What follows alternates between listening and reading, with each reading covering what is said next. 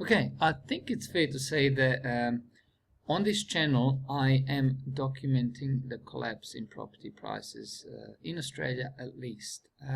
Now, I will say that we are documenting this because although I haven't been responding to comments because I've got other things to do, no disrespect, but I really appreciate and I read all the comments, and some of the comments are just amazing insights and information and links and things that I've never known. So I am learning a lot in this process. So what is happening in the next 3 years is these interest-only loans are maturing. About $360 billion worth of interest-only loans are maturing in the next 3 years, which means that all these loans are going to have to be switched into interest and principal payments, which means that it's going to land a lot of people in hot water. So once again, thank you everyone for commenting. I am reading it. I think everyone is reading everyone's comments, and it's very insightful.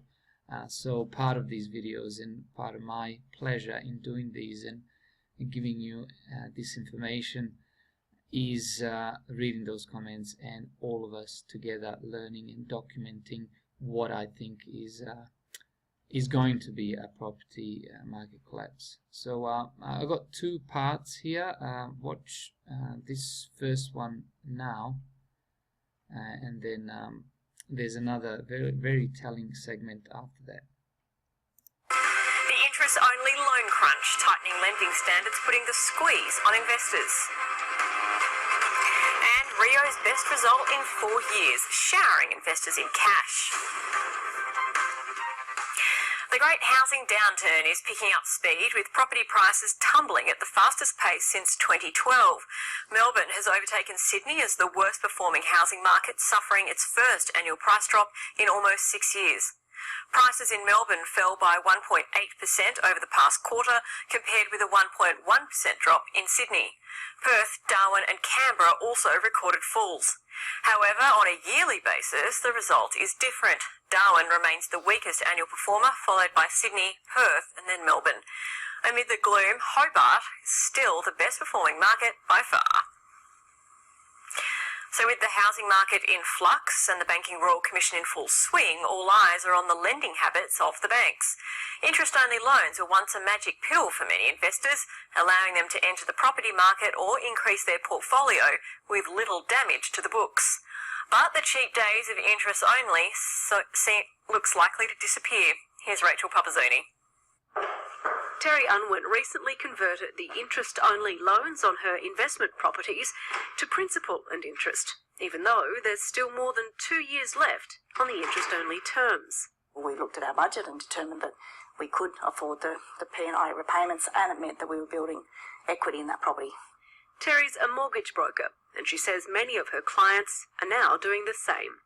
Probably in the last six to 8 months, it's become significantly more prevalent that clients will request to switch prior to the end of their periods.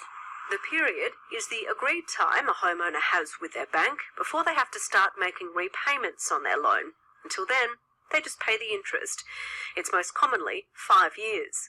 It wasn't long ago when there was little or no difference between the interest rate on an interest-only loan and the rate on a principal and interest loan. It led to a boom, and by 2015, 40% of all loans in Australia were interest-only. But it wasn't to last. The banking regulator APRA toughened conditions, putting a cap on the percentage of interest-only loans, which saw lenders put the squeeze on borrowers. The lenders responded by increasing the interest rates for investment loans for existing and new borrowers. The method worked. Just 15% of new loans issued now are interest-only. But there's still about $360 billion worth of interest-only loans due to mature in the next 3 years.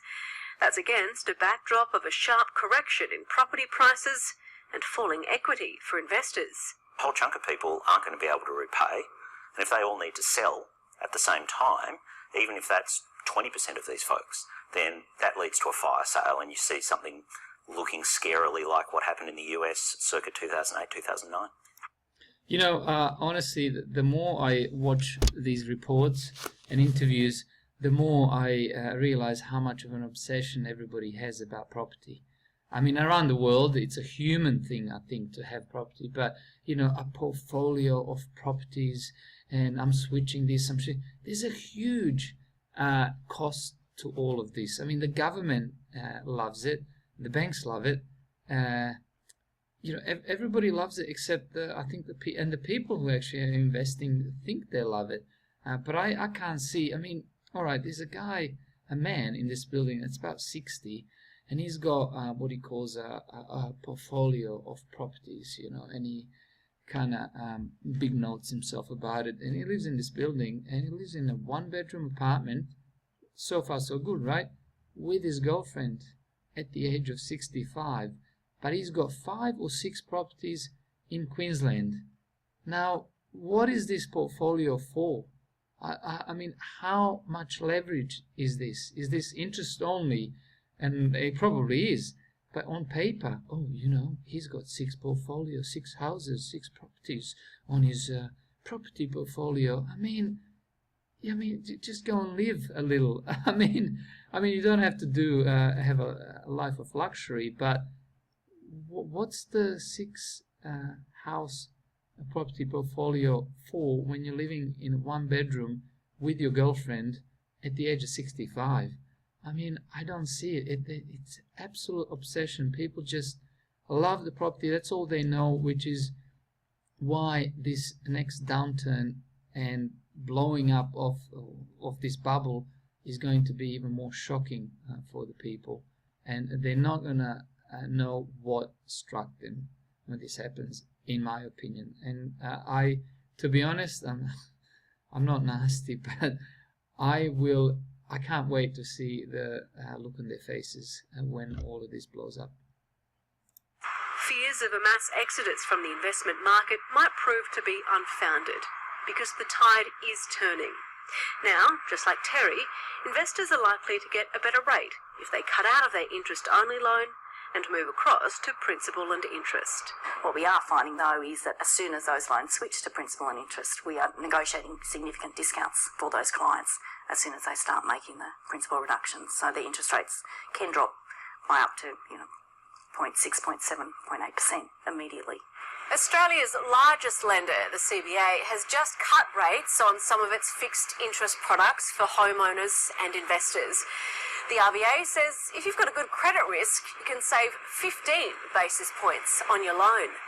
See, it's not all gloom and doom, because as they just mentioned, as soon as you switch from this interest only to interest plus principal repayments loan, you end up getting a better deal, better rate, and you end up saving 0.67 or 0.8%. So that's pretty good.